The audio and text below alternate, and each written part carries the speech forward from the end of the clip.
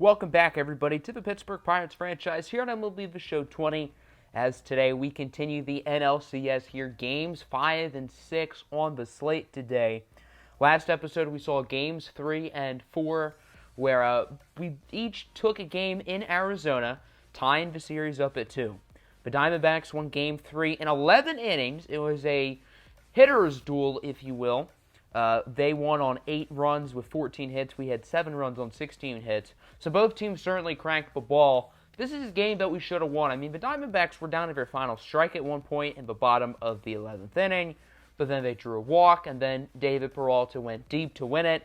So kind of an unfortunate game there. Our pitching did not perform well. Jameson Taillon was underwhelming again. Obviously, Ken Giles blowing the save really hurts us. So this was a huge loss for us. We pretty much had to win Game 4, and that we ended up doing by a score of 4-3. Arizona only had 4 hits. They had 3 solo home runs, 1 from Madison Bumgarner, 2 from Carson Kelly. Our bats were decent. I mean, this is a game we could have lost. In the 8th inning, we were down 3-1 until Josh Bell went deep on a 3-run shot. And if he doesn't hit that, then this series is probably 3-1 right now in favor of the Arizona Diamondbacks. So both teams had games slip away from them, and when you're in a best-of-7 series, you got to avoid these scenarios where games are slipping from you. It's not a simple regular season series. It's the first one to win 4 games, and now at this point, it's the first one to win 2 of 3 games advances to the World Series. So obviously, there is a lot at stake here in games 5 and 6, the 5th game in Arizona, the 6th game in Pittsburgh, and if necessary, Game 7 would be at home in Pittsburgh as well, which is pretty big. In the American League, the Boston Red Sox lead the Cleveland Indians 2-1. So that's certainly something we want to monitor as well, because obviously the winner of that series will be taking on the winner of the Indians and Red Sox series. So here we go, Game 5. Who will take advantage and be in the driver's seat pretty much the rest of the way? Will it be the Diamondbacks or will it be the Pirates? Here's a look at the series recap. Up to this point, it's been very close. All 4 games, I believe, have been within 2 runs, which just goes to show how evenly matched this series has been. Here's a look at both lineups, 1-9. Regular starters in for both teams today, as Corbin Martin will get the start for Arizona. This is his first postseason appearance. He was mainly used as a long reliever this year, had only 3 starts, and was 5-4, 4.93 ERA. Not terrible, but not really where you would particularly want it either. First batter of the game, Bryan Reynolds, going to rip a single into right center field. Kind of weakly hit, but hey, it's a single nonetheless. You can't really complain.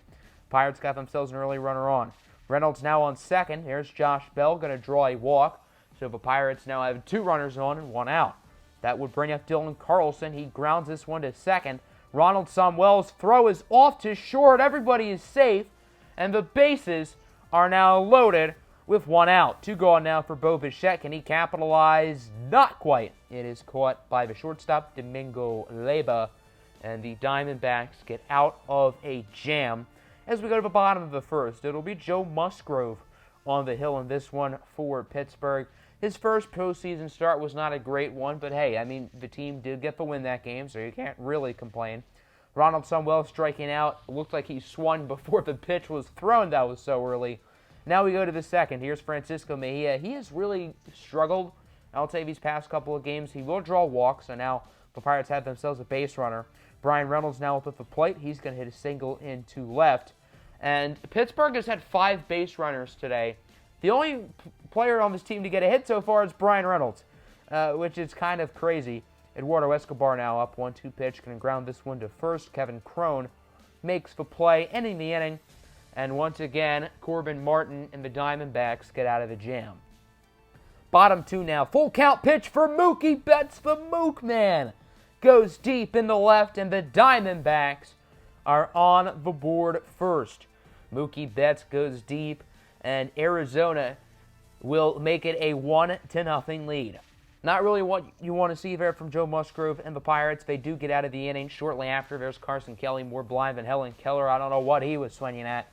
Top of the third now, Benny Ling going to draw a walk. The Pirates continue to get base runners, even though they haven't really hit the ball too well up to this point. 1-1 count now for Bo Bichette. Going to ground that one to second, and the Benny Ling walk pretty much means nothing as Bo Bichette grounds out. Score remains 1-0 as we go to the bottom of the third inning. Domingo Leyba leading things off, and he's going to hit that one into right for a single. So maybe the Diamondbacks can extend their lead now that they got a runner on with nobody out. This is quite the opportunity for Arizona to capitalize on, and when you're in a playoff series, you got to capitalize on as many opportunities as you can get. Here's Ronaldson. Well, now flies this one out to center. Nice defensive play by Brian Reynolds. Full count pitch for David Peralta. He's just a window shopper because he's just looking. And Arizona does not drive a run home. On to the fourth inning now, O'Neal Cruz strikes out. O'Neal Cruz really started to play well towards the beginning of this postseason, but he's fallen off a little bit since. Bottom four now, Ketel Marte draws a walk. Once again, the first batter of the inning for Arizona gets on base. Maybe this time they'll capitalize and drive in some runs. Mookie Betts now up. He went yard in his previous at-bat. He will not this time as he strikes out. Josh Fuentes now up. He goes down to the inside slider. Nice pitch from Joe Musgrove, who's really starting to heat up. And then Kevin Cron, who's been an absolute strikeout machine in this NLCS, will strike out once again. Good inning from Big Joe as we go to the fifth. Eduardo Escobar will go down looking as the former Diamondback does not agree with the call from Joe West behind the plate, wink, wink. Following batter, Josh Bell rips a single with 2 outs, so Pittsburgh now has a base runner on. This is the first hit for the Pirates from a player not named Brian Reynolds, and on this pace, it might be the last as Dylan Carlson strikes out. Corbin Martin is pitching an absolute gem right now. Bottom five, here's Carson Kelly. He went deep in the last game, in the last game in the 4-3 loss. He strikes out there. Domingo Leyba now up. He draws a walk. Nice discipline. So 2 gone now for Samuel. Grounds that one to Bichette. And the score remains 1-0. Joe Musgrove is quietly pitching himself a gem as well. No sloppy Joe today on the mound for the Pirates. On to the sixth inning now. There is Bo Bichette going to strike out. He is pretty triggered about it. O'Neal Cruz now up. Full count pitch with 2 gone. And he rips that one into right. If it's fair, it's gone, and it's off the foul pole. O'Neal Cruz will tie the game up at 1. His 3rd home run of the postseason. That one really looked like it was going to curve foul, but it's barely fair. Let's look at this on the show track real quick, as that one looked like it was going to go foul, but belted off the foul pole. That was a line drive, too. That didn't go super high in the air. That was a liner that just had a lot of distance. There's Mookie Betts. He will strike out once again, ending Joe Musgrove's day. 6 innings, only allowing 1 run from him. Very good performance. As we go to the 7th inning, Devin Williams is now in for the Diamondbacks. Corbin Martin's day is also only 6 innings, allowing 1 run. So this game is going to come down to the bullpens. Here's Eduardo Escobar, high fly ball into right field, but it is going to be caught by Betts. 1-2-3 inning goes down the Pirates, and we go to the bottom of the inning as Richard Rodriguez is now in for Pittsburgh, his 2nd postseason appearance. His first one was fairly successful. He did not allow a run, and he got the win. Here's Josh Fuentes. Weak fly ball. O'Neal Cruz is unable to make the play. That is a single for Arizona, and they now have themselves a runner on. A few batters later, here's Domingo Leyba. Hits that one into right. Josh Bell is under it to make the catch. And this game will go down to the final 2 innings, or maybe more if we need extras again. As we go to the 8th inning, Alex Young would enter the game. After like 3 pitches, he would say, "Nah, I'm good. Take me out, coach." So the Diamondbacks will make another pitching change shortly after. Kevin Ginkel is now in. Alex Young actually suffered an injury. That is why Ginkel is now in the game. This is good news for Josh Bell because Young is a lefty, but Ginkel is a righty, and Josh Bell plays better against righties, and he capitalizes, ripping a single into center field. So just like that, there's a runner on with nobody out. Here is Dylan Carlson. He draws a walk, so now there are 2 on and nobody out for Benny Ling. He lines this one fair into left field. Bell rounding third. He will score. That is an RBI double for the 19-year-old rookie from Japan. And Pittsburgh now leads this game 2-1. Benny Ling is pretty excited about it. Remember, there are no outs and runners in scoring position. There's Bo Bichette. He will strike out. So with 2 outs, they're going to intentionally walk Francisco Mejia, setting up the force out. I don't know why they did that now, because there's 2 outs, and Francisco Mejia has been like the worst hitter on his team, so I don't really know why they did that. Stephen Crichton would now come in to enter the inning and try to finish off the inning, as the bases are juiced here for Yandy Diaz. That ball is high and deep in a left center, but it is not quite deep enough. It would be caught by David Peralta, and Pittsburgh, for the second time today, leaves him loaded. On the bottom of the 8th, Michael Givens is now in for Pittsburgh. He has been kind of meh in the postseason. He's allowed 2 runs through 3 games. You'd like to see him do a little bit better, as Nick Ahmed rips a single with nobody out. The Pirates were able to just drive in a run. Let's see if the Diamondbacks can quickly answer back. Well, this might not help. Francisco Mejia, the part-time ball player, full-time sniper. Even though Mejia has not been hitting well, he has still been a presence behind the dish, throwing out runners. David Peralta now, that one is going to be a double. Probably would have scored Nick Ahmed, which could come back to haunt the Diamondbacks. Let's see if it will. Ketel Marte now up, and that one gets past the diving glove of Benny Lane. That'll be a double for the speedy Marte, and we are tied up at 2. Arizona would have the lead had Ahmed not been gunned down, but still, tying it up is a pretty big deal for the D-backs. Can they take the lead now? Mookie Betts draws a walk, so there are now 2 runners on, 2 outs. Michael Givens has not looked particularly good this inning. Josh Fuentes now up. He's going to hit that one into right center. Reynolds will barely make the catch. And in the inning, score is now tied at 2 as we advance to the 9th. Archie Bradley is now in. He has pitched in 4 postseason games. He's gotten 3 saves and 3 save opportunities. The one game that he pitched and did not get a save was against the Pirates, where he allowed like 3 runs. As Eduardo Escobar is going to hit a single with 1 out. Here's Josh Bell now going up the middle just a little. So the Pirates have 2 runners on with 1 out. Pittsburgh has left so many runners on base today, it's only a matter of time until they capitalize, right? Dylan Carlson grounds this one to first. Crone over to short. Back to the pitcher. 3-6-2 double play. Ending the inning, and the score remains tied at 2 as we go to the bottom of the 9th. Jace Fry is now in for the Pirates. He's been pretty good so far in the postseason, as he is not allowed to run yet. His first batter of the inning would be Kevin Crone, and he would also be the final batter of the inning. Crone launches a bomb into left center field, and that's your ball game. The Diamondbacks with another walk-off dinger, and they win this game by a final score of 3-2, and now lead this series 3-2. Of all the people to hit it, too, it's Kevin Crone. It feels like in this NLCS, he's been like 1 for 20 with 15 strikeouts. Well, now he's 2 for 21 with a walk-off dinger, and the Diamondbacks get their 2nd win in this series, courteous of a walk-off winner. Game 3, obviously, the David Peralta home run, and now this. So the Pirates have had multiple opportunities to win games, and they've just choked. This is a game that Pittsburgh should have won. They left literally about 10 runners on base today and allowed that walk-off home run to a guy who has been very bad in this postseason in Kevin Crone. The lineup was 8 hits, 2 runs, not awful. Same with Arizona, 7 hits, 3 runs. The starters were very good in this game. Corbin Martin, Joe Musgrove were great. The bullpens, not as much, especially Pittsburgh, considering 2 of the 3 relievers who entered the game allowed a run, and obviously the walk-off allowed by Jace Fry. So now the Diamondbacks lead this series 3-2 and have a chance to close it out in Pittsburgh.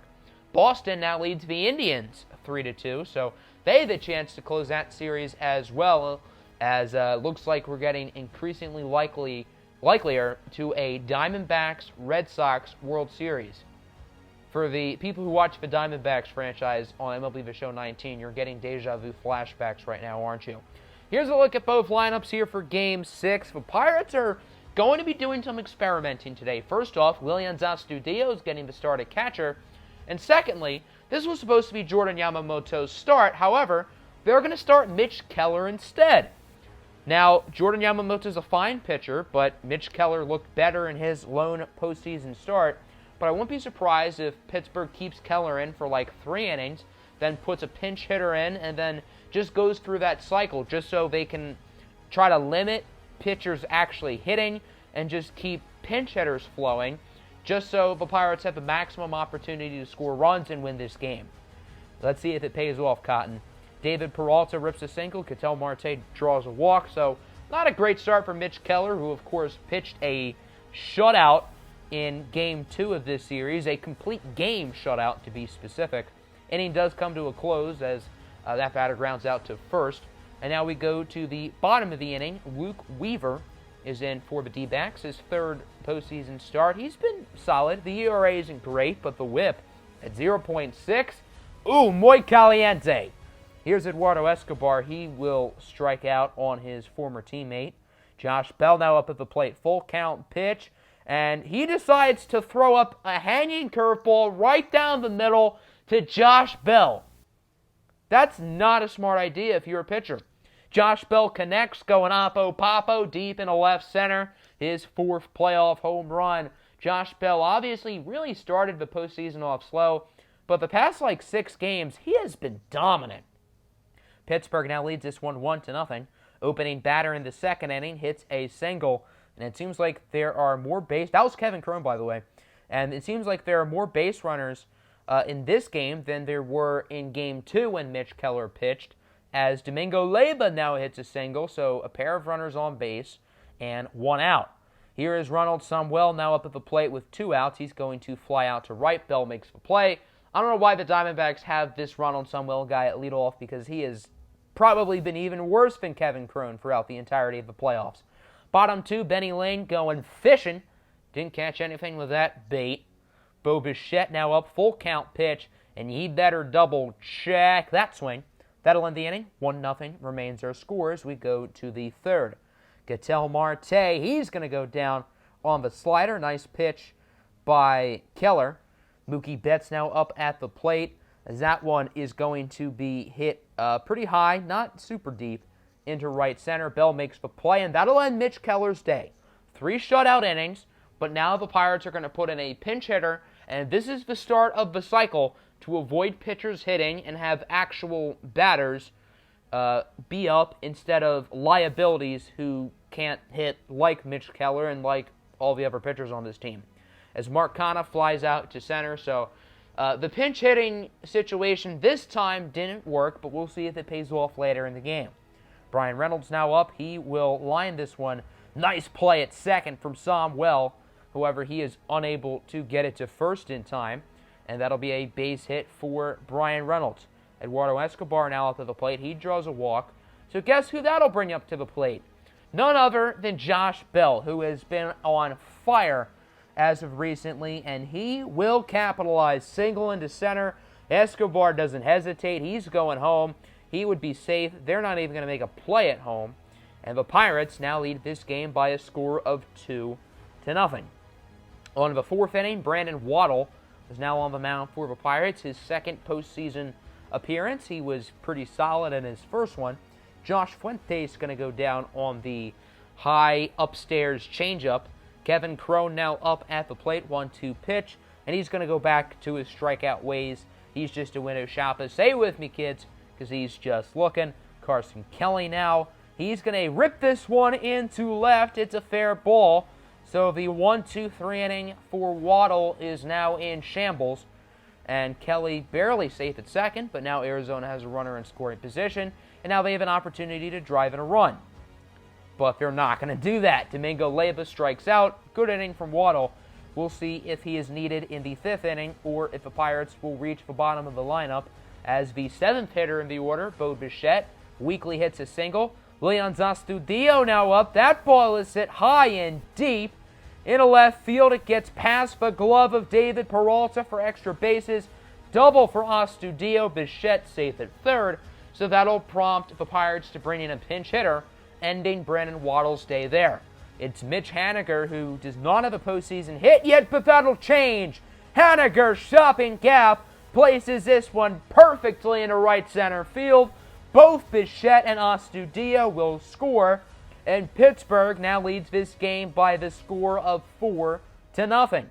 Jordan Yamamoto will now enter the game. The Pirates still wanted Yamamoto to pitch today. They just didn't want him to start. This is Yamamoto's first relief appearance of his career as he strikes out Josh Rojas right there. Ronald Samuel as well, going to go down looking. And then David Peralta, he will hit a single into left. So once again, no 1-2-3 inning. The Diamondbacks are trying to keep this thing alive, as that'll be a single. Now Ketel Marte up at the plate, puts this one into left center field. That'll be a double for Marte. For most hitters, that's a single, but Ketel Marte not only has wheels, but he's also pretty aggressive on the base pass. Mookie Betts now grounds this one to O'Neill Cruz. The throw to first is in time, and the Pirates get out of the jam, keeping the score at 4-0.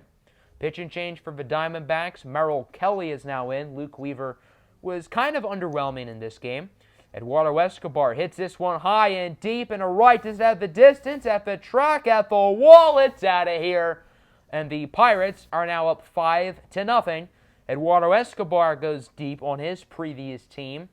And Pittsburgh is now solely in the driver's seat. Josh Bell nearly rips Merrill Kelly's head off. Single into center as the Pirates are going to try to extend this lead. Let's see if they'll be successful. O'Neill Cruz with a single into center. Josh Bell rounding third. He's going to be safe at home. And Pittsburgh now leads this game 6-0 as they are really looking good. Now we got 2 runners on, 1 out for Bo Bichette. He's going to strike out as Merrill Kelly just tries to get out of this disaster of an inning. Here's the following batter, Willians Astudillo, with probably the best batting stance in baseball. Going to weakly hit this one to the shortstop, as that was an inside pitch. Certainly should not have swung at it, but still a successful inning. The Pirates drive home 2, and it is now 6-0. As we go to the top of the 6th, Josh Fuentes going to open up the frame with a single, and the Diamondbacks got to put on their rally caps if they want to get back into this game. Kevin Crowe now draws a walk, 2 on, 2 gone for Carson Kelly, and the Pirates will flip the 6-4-3 double play. Pittsburgh's infield is more chemistry than a science project. Domingo Leyba now up. That one is weak in the left, but it will drop for a hit. Dylan Carlson outruns it, and that one, which probably should have been an out, instead will be a double for Domingo Leyba, and Arizona is finally on the board. They, however, will not drive in anymore, as the following batter grounds out to Bichette, ending the inning.